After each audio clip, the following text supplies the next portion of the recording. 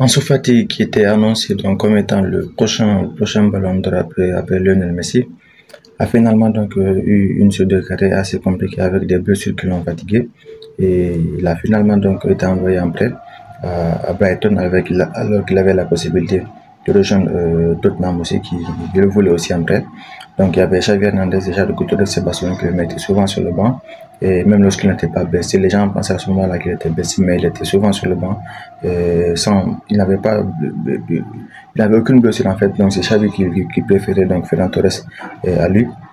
Donc sa saison donc qu'il a passé en Premier League ne s'est pas vraiment passée comme tout le monde l'espérait parce que il a souvent été sur le banc.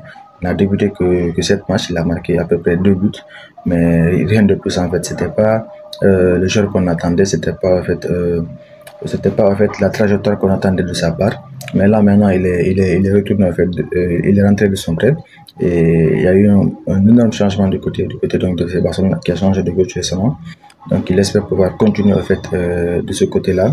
Et il espère certainement que ce dernier va le valoriser plus que l'ancien coach. Et on sait aussi que au-delà de cela, son début de carrière il a été exceptionnel parce que les performances en fait, qu'il réalisait à ce moment-là à son âge, et tout le monde pensait vraiment qu'il allait prendre une trajectoire autre que celle qu'il a prise là actuellement.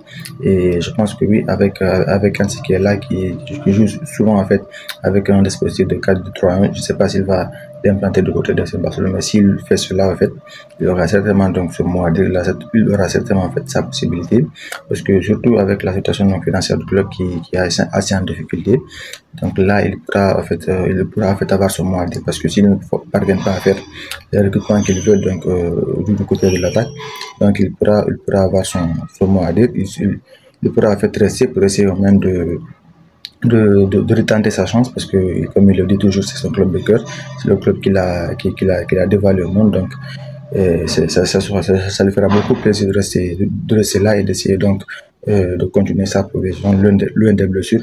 En tout cas, c'est ce qu'on le souhaite et on espère qu'il pourra donc reprendre sa progression et atteindre enfin donc les attentes et répondre aux attentes auxquelles donc tout le monde auquel en fait tout le monde s'attendait en fait parce que vraiment c'était vraiment son début de carrière il était vraiment marquant, il a fait des performances que personne n'attendait en fait. On espère qu'il va pouvoir continuer sur cette lancée là et que les blessures surtout vont l'épargner et qu'il va pouvoir donc continuer sa progression et atteindre donc le niveau que tout le monde attend de lui.